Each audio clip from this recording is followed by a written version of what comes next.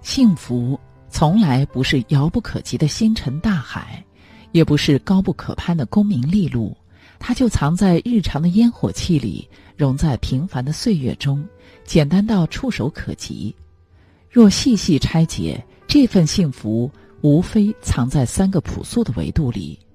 一，身体无恙，温饱无忧，是幸福的基本盘。幸福的底色从来都是一副康健的身躯和一份安稳的温饱。52岁之前，李开复是个很有野心的人。他是谷歌的首席执行官，忙起来脚不沾地，吃饭睡觉都嫌浪费时间。2013年，李开复获评《时代周刊》影响世界100大人物，领奖回来没多久他就病倒了。一检查，淋巴癌4期，体内长了20多个肿瘤。确诊后，李开复的第一反应是得去立一份遗嘱。他找到律师，遗嘱写了6页，太太怎么安排，孩子怎么安排。面对亲近的人，一个个交代后事，那个时候心情是最绝望的。李开复感慨，人生虽然有很多重要的东西，但是只有健康是无法补救。并不是说要为了健康放弃一切，但是至少健康要做到及格。健康不及格，可能就没有人生了。作为普通人，我们能守住当下的安稳，不必山珍海味，3餐能按时吃上热乎饭，饿了有粮，冷了有衣，就已经胜过世间许多颠沛流离。不必体态纤瘦如模特儿，身上带着几分富态的圆润，恰恰是衣食无忧、心宽体盘的福气。偶尔能在周末的清晨关掉闹铃，睡到自然醒，醒来时阳光洒在床头，浑身没有病痛的纠缠，不用为生计慌慌张张奔波，这种松弛感就是最踏实的幸福。人这一辈子，先有了没病没灾的底气，才有资格谈诗和远方；先守住了吃饱穿暖的安稳，才能感受生活的甜。就像老一辈常说的，平安是福，温饱是乐，这看似最基础的需求，却是幸福大厦的基石。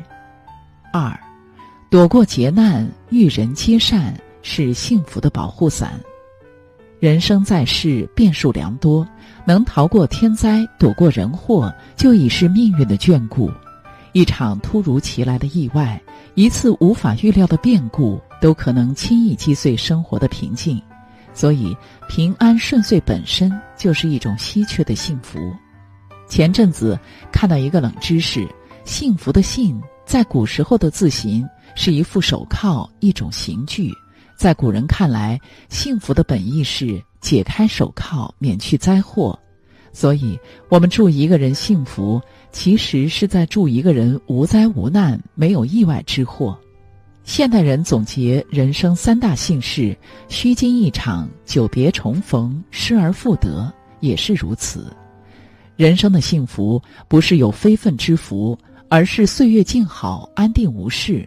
更难得的是，在漫漫人生路中，不遇阴私恶人，不染重疾缠身，不必逢人皆挚友，但身边没有算计你的小人，共事者坦荡真诚，相处者温暖纯良。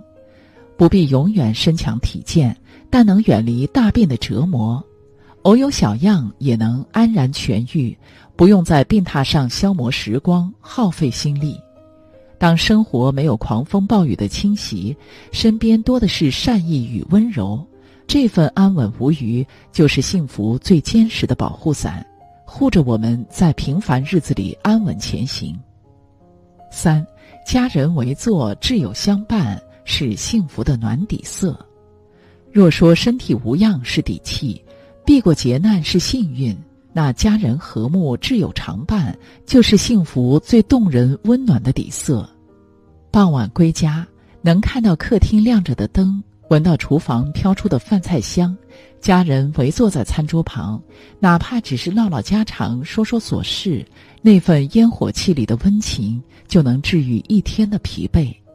遇到难处时，不用独自硬扛，有家人做最坚实的后盾；一句有我们呢，便胜过千言万语。孔子在前往齐国的时候，路上听到一阵悲伤的哭声，走近之后才发现是一个男子系着白带正在哭泣。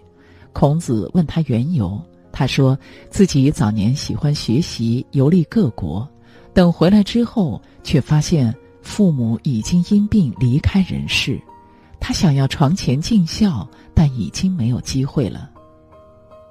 子欲养而亲不待，是人生留下最无法弥补的遗憾。而当家人围坐，一顿热热闹闹的家宴，则是幸福永远的注脚。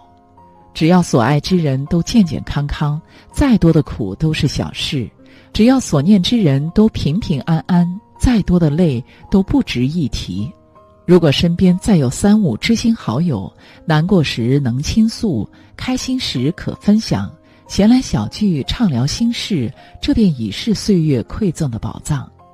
家庭的暖，朋友的情交织在一起，就构成了幸福最饱满的模样。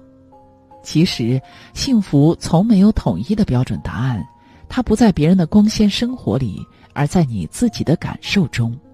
别总盯着未曾拥有的，多看看已经攥在手里的。